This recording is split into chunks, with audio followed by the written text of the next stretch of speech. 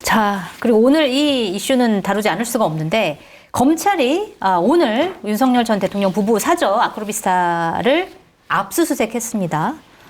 이게 어디서 압수수색을 했냐면 서울 남부지검이에요. 여기는 이제 건진법사 전성배 씨 관련해서 사건을 담당하고 있는데 일단 보도 나온 거 보니까 김건희 씨가 피의자는 아니고 참고인 신분으로 피의자는 전성배 씨로 이제 기재돼 있다고 하고 그 다음에 사저에 이어서 코바나 콘체트도 압수수색을 했다 뭐 이렇게 기사가 나왔는데 일단 뭐 때문에 갔냐 뭐 이런 여러 가지 추측이 나오지만 사실은 이제 그 전성배 씨가 통일교 관계자한테 이거는 김건희 여사한테 전해달라라고 하면서 목걸이랑 가방을 받았다 이런 보도가 나왔잖아요. 그래서 이 목걸이는 사실은 건진법사 같은 경우는 자기는 전달 안 하고 잃어버렸다라고 주장을 했지만 그게 어디 있는지는 모르기 때문에 목걸이를 찾으러 간 거 아니냐 뭐 이런 이제 추측성 보도가 나오는데요. 뭐 찾으러 갔을까요, 장군님? 살 길을 찾아서 간 것 같습니다. 검찰이 살 길을 찾아서 두 가지라고 생각하는데 하나가 네. 이게 약속 대련이냐 네. 아니면은 살 길을 찾기 위한 검찰로서의 액션이냐 뭐 이거 두 가지를 이렇게 볼 수 있을 것 같은데 대법원에서 이게 기일을 확 당겨가지고 하는 것 민주당 입장에서 긍정적으로 본다면 네. 검찰의 수사 이걸 약속 대련으로 지금 해야 될 이유가 이걸 좀 더 버틴다고 해서 지금보다 검찰에 대해서 더 우호적이고 지금 버티지 않는다고 해가지고 더 이렇지 않을 거라고 생각하거든요. 그렇다면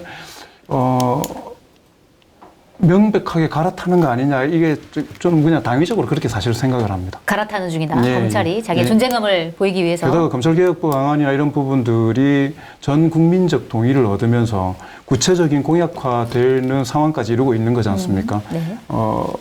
뭔가 선제적으로 움직이지 않을 수 없는 상황에까지 이르렀다고 판단하는 것 같습니다. 네.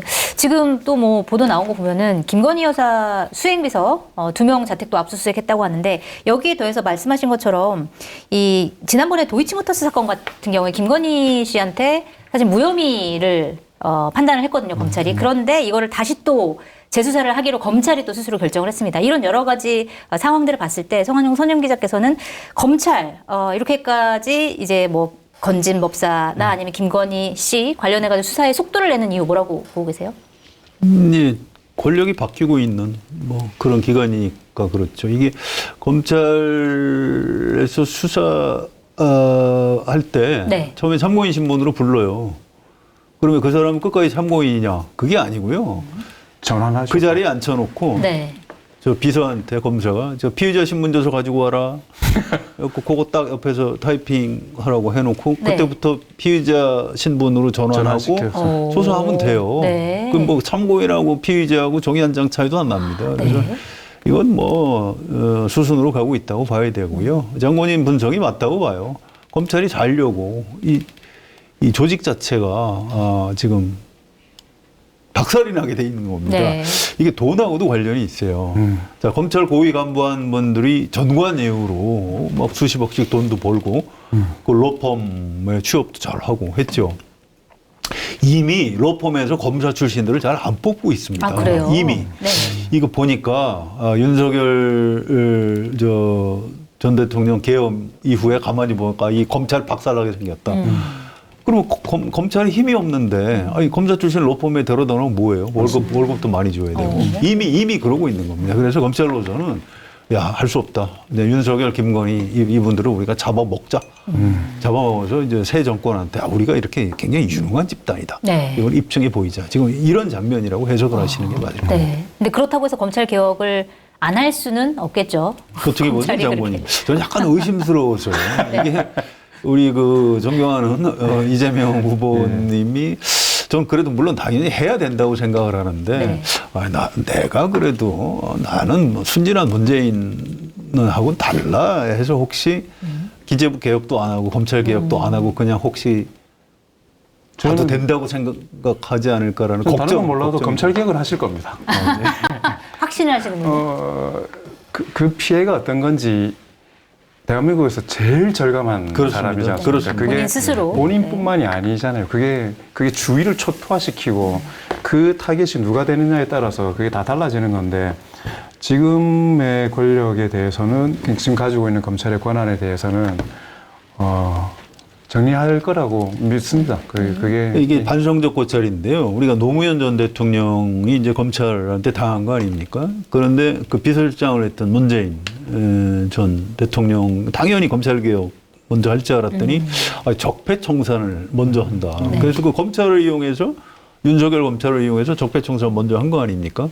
그 다음에 검찰개혁이 잘 안 될 수밖에 없는 거예요. 그래서 정권이 윤석열한테 넘어간 거죠. 그래서 이 굉장히 지금 중요한 시기입니다. 지금 이게 이 약간 무리가 있어도 일단 뭐 그 내란 종식 이게 약간 문제가 생겨도 검찰 개혁을 해야 되는 거예요. 그 장관님 말씀이 100% 맞는 건데. 아니, 모두에게 양해가 구해지는 분야라고 생각합니다. 그리고 이 사회에 있는 모든 사람들 중에 정권이 교체됐을 때 본인이 좀 피해를 당하지 않을까 생각하는 모든 기득권들이 다른 희생양이 필요하거든요.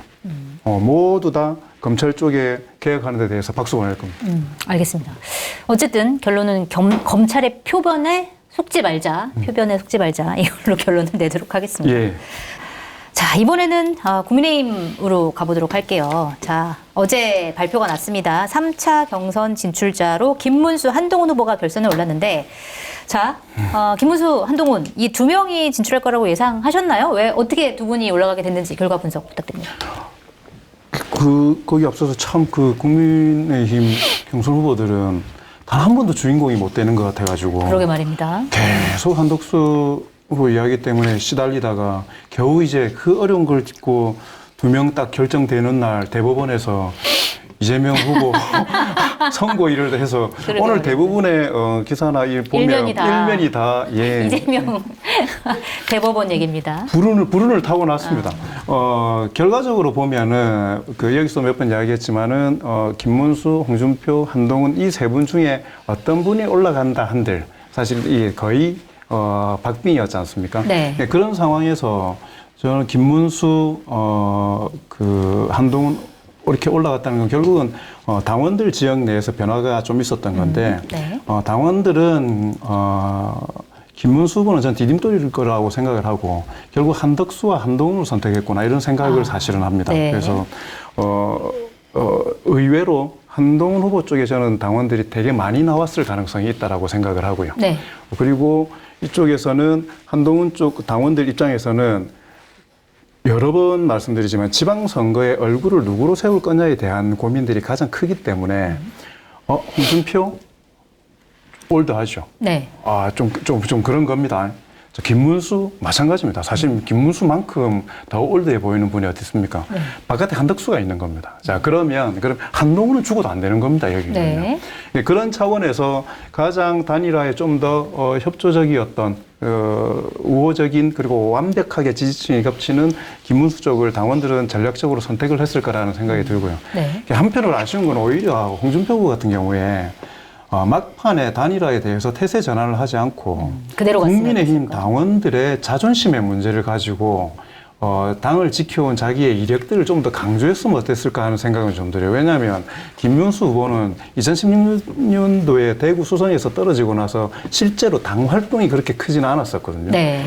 변방에 좀 있다가 사실 윤석열 같은 게 픽해서 들어오면서 이렇게 그 4명 중에는 가장 영입 인사로서의 느낌들이 아니, 사실은 김문수 커요. 장관이 입당한 지 얼마 안 되셨어요. 그렇죠. 네. 그러니까 그거는 공직에 있다가 그러시니까 네네. 그렇겠지만 그 전에도 공세적인 정당 활동을 하지 못했었거든요. 여러 가지 이유로.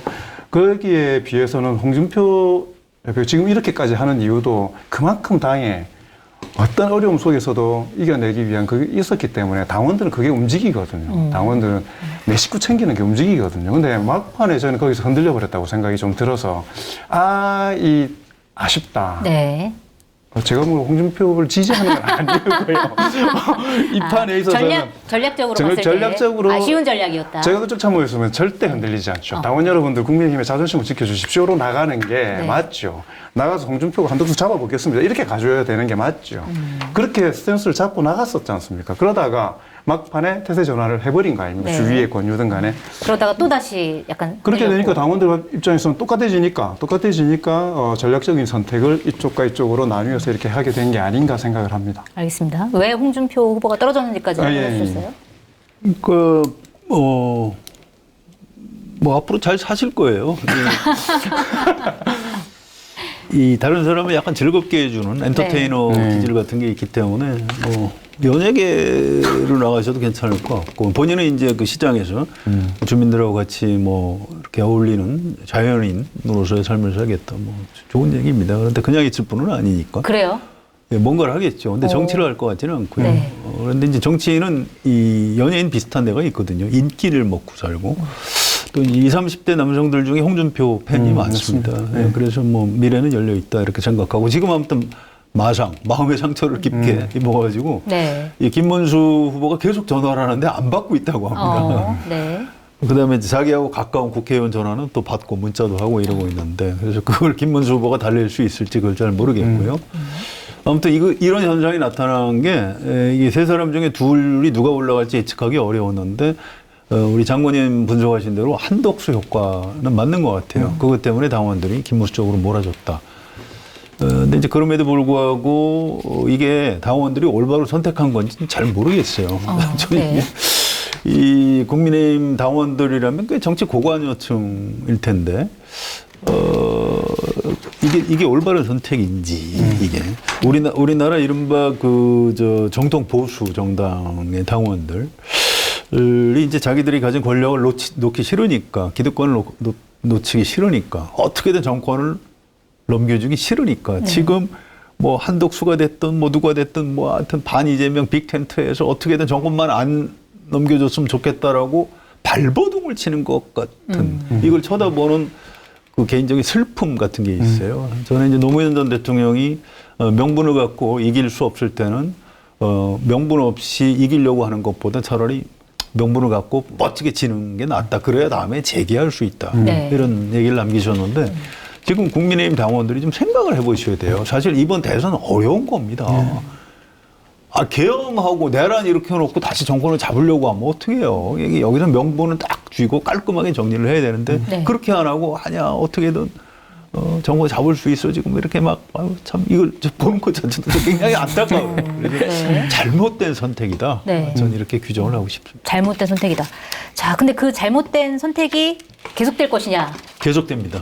결선에 가서도 예를 들어서 김문수, 한동훈 두 후보를 놓고 봤을 때 사실 김문수 후보를 선택하면 그 잘못된 선택이 가는 그렇습니다. 거고 예. 한동훈 후보를 선택하면 그래도 좀 우리 변화해볼까? 이렇게 갈 것 같은데 자, 결선에서 누가 국민의힘 대선 후보가 될까요? 어떻게 예상하세요?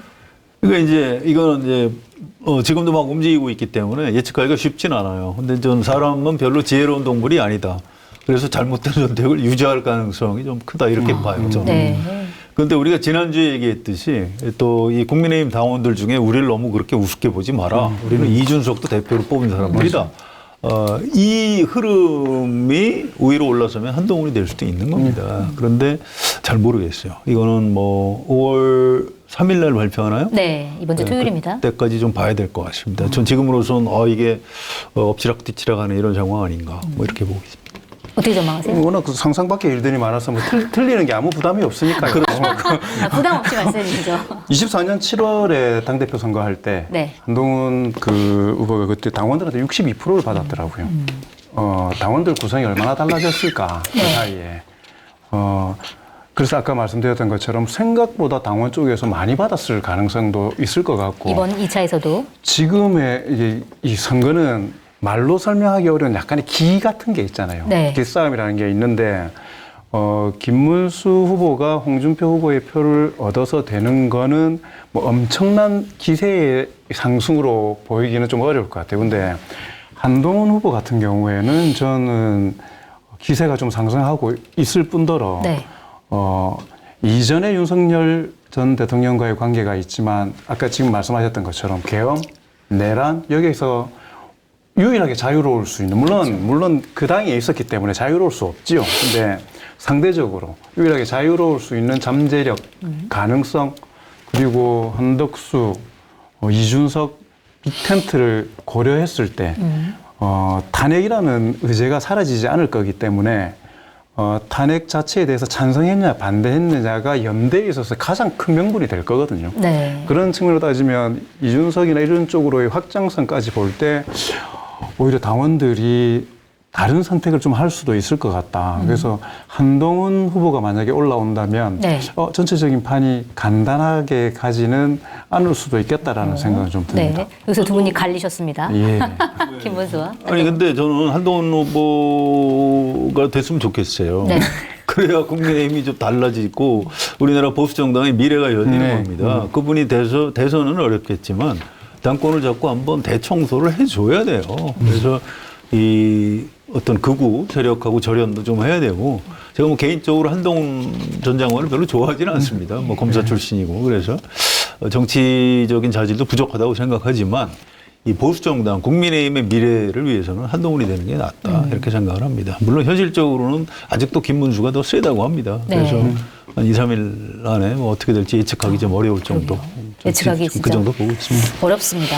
자, 아까 이제 이준석 그 후보, 네. 개혁신당 후보 말씀해 주셨는데, 그러니까 사실 국민의힘에서는 계속 여기저기 이제 손을 벌리고 있죠. 한덕수 대행, 이낙연 고문, 그 다음에 이준석 사실은 후보까지도 다 우리는 품에 안을 수 있다 이렇게 얘기를 하는데, 이준석 후보 같은 경우에는 자기는 절대 단일화 안 한다. 묻지마 단일화에 응할 생각은 전혀 없다. 오늘도 이제 관훈클럽 소청 토론회에서 그렇게 얘기를 했단 말이에요.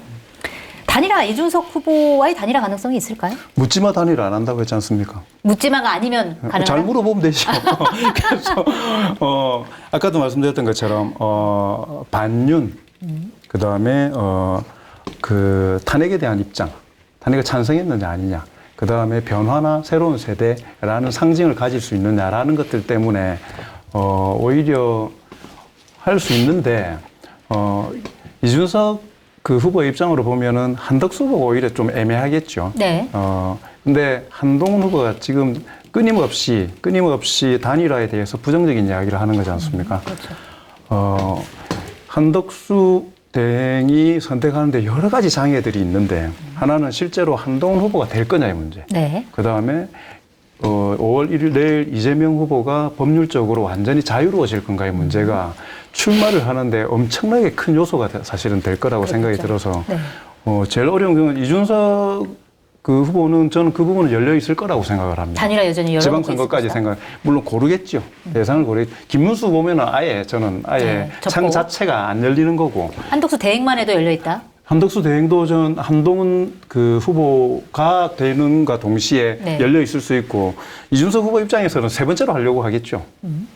한꺼번에 원샷으로 하기보다. 네. 가장 마지막에. 그렇죠. 네. 어차피 본인은 꼭 하겠다는 생각을 하고 있는 거지 않습니까? 그렇기 때문에 잃을 게 없는 싸움이기 때문에 차분히 앉혀서 물어보면 단일화 할 겁니다. 네. 알겠습니다. 저는 무조건 안 할 것 같아요. 그래요. 전혀 다른 이유로. 우리나라 대통령 선거에 딱 한 번 나가서 되는 경우가 별로 없어요. 옛날에 김대중 대통령 네 번 만에 됐죠. 네. 그 전에 김영삼 대통령도 한 두 번 만에 됐나요? 그렇죠.